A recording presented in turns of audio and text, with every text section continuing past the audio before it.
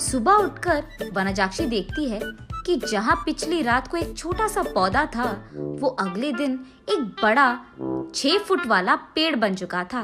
और इतना ही नहीं, उनपे बैंगन भी इतने भरे भरे और 4 गुना बड़े भी उग गए थे।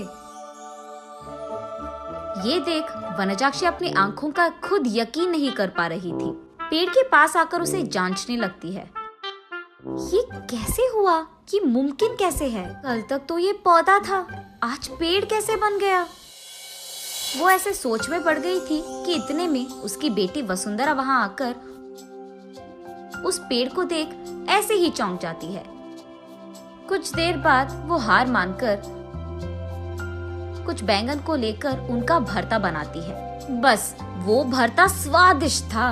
उस स्वाद पे फिदा होकर माँ बेटी दोनों बचे कुछ बैंगनों को उनके आजू बाजू पड़ोसी लोगों में बांट देते हैं।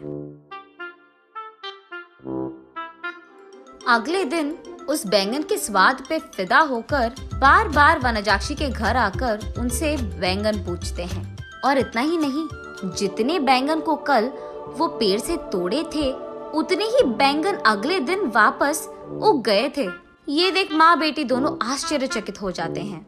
तब दोनों फैसला करते हैं कि इन बैंगनों को मुफ्त में नहीं देना है। ये कहकर बेचते हैं कि ये जादुई पेड़ है और इसके बैंगन बहुत स्वादिष्ट हैं।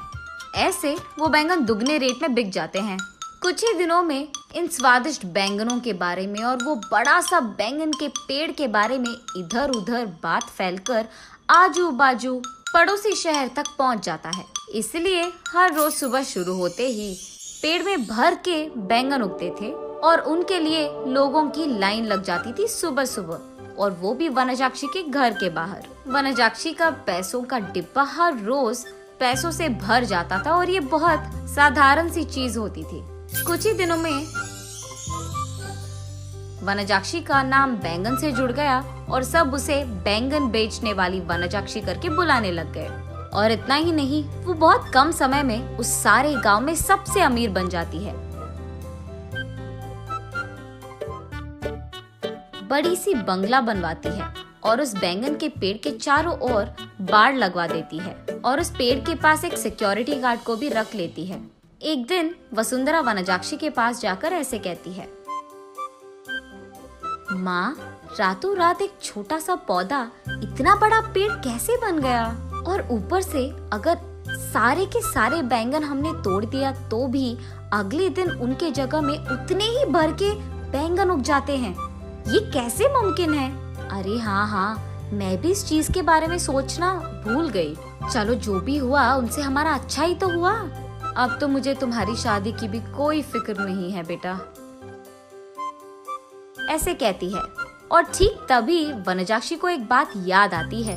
उस समय में जब भी वनजाक्षी के लिए रिश्ते लाते थे तो कुछ भी सेट नहीं होता था। अगर वसुंधरा को लड़का पसंद आ गया तो लड़के वालों को इनका दहेज नहीं पसंद आता था, और अगर लड़के ने वसुंधरा को पसंद कर लिया तो वसुंधरा को वो लड़का पसंद नहीं आता था। ऐसे बहुत सारे रिश्ते देख देख कर वनजाक्षी थक कर ये सोचने लगती है कि शायद उसकी बेटी के कुंडली में कोई दोष है, इसीलिए वो बहुत सारे पूजा पाठ करवाती रहती थी। ऐसे ही एक दिन वो मंदिर में पूजा करवा के घर लौटती रहती है। तब रास्ते में उसे एक बैंगन का टुकड़ा नजर आता है। उसे लेकर वो अपने घर के सामने रख देती है। और कुछ दिन बाद उस जगह में एक छोटा सा पौधा उग गया था। मंदिर जाने से पहले उन बैंगनों को देख वनजाक्षी सोचती है, घर आने के बाद ना इन बैंगनों का एक बहुत अच्छा भरता बनाना है मुझे। यही सोचते हुए वो मंदिर चलती रहती है। रास्ते में वो ऐसे सोचती है, अगर कोई वो बैंगन को लेके गया तो? वो फैसला करती है कि जल्दी जल्दी वो मंदिर जाकर भगवान की प्रार्थना करके बाहर आ जाएगी। वापस आते वक्त उसे रास्ते में एक साधु नजर आते हैं। उनके पास जाकर वो ऐसे पूछती है, स्वामी, मैं मेरी बेटी की शादी करवाने के लिए बहुत कोशिश कर रही हूँ, लेकिन नहीं हो रहा है। कृपा करके इसका कोई हल निकाल दीजिए। ठीक है, उस जगह पे बैठकर अपनी पूरी मन से प्रार्थना करो, ऐसे कहते हैं साधु। तब वनजाक्षी उस साधु के सामने बैठकर इसी डर में पड़ी रहती है कि कहीं कोई उस बैंगन को चुरा ना ले। हे भगवान, मेरे घर जाने तक उन बैंगनों को संभाल के रखना, किसी को उसे चुराना नहीं है। इसका प्रार्थना करके वो उठकर साधु के पास जाकर आशीर्वाद दीजिए स्वामी, ऐसे कहती है। तब साधु कहते हैं, जो प्रार्थना तुमने अपने मन से, पूरे मन से किया है, तुम्हें वो हासिल होगा, और वो भी दुगने में। जाओ बेटी। तब जाकर वनजाक्षी को समझ आता है कि हुआ क्या था, और वो वसुंधरा को ये सब समझा देती है। तो तुमने मेरे शादी के बारे में नहीं, बैंगन के बारे में प्रार्थना किया था। हाँ, तुम भी ना, ये कहकर हंस लेती है। चलो जो भी हुआ, हमारा तो भला ही हुआ ना बेटी। इस बैंगन के पेड़ के वजह से हम अमीर बन गए हैं, और कल ही तुम्हारा स्वयंवर है, तैयार हो जाओ। ये कहकर आजू बाजू पड़ोस के सारे गांव में डंडोरा पिटवाती है कि उससे भी अमीर लोग उसकी बेटी से शादी करने के लिए स्वयंवर आ जाए।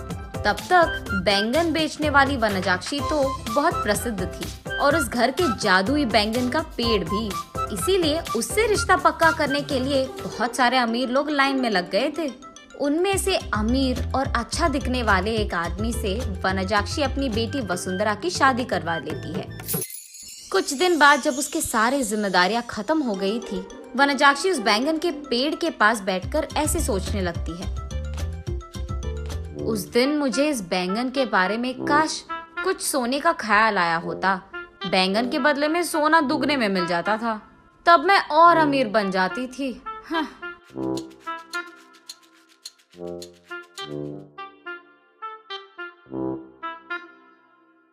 अगले दिन सुबह उठ के देखने पर उस बड़े बैंगन के पेड़ के जगह में वही पुराना वाला छोटा सा पौधा था जो वनजाक्षी ने वहां लगाया था। तब वनजाक्षी को पूरी बात समझ में आती है। आशा करना तो अच्छा ही है, लेकिन लालच करोगे तो निराशा ही मिलेगी।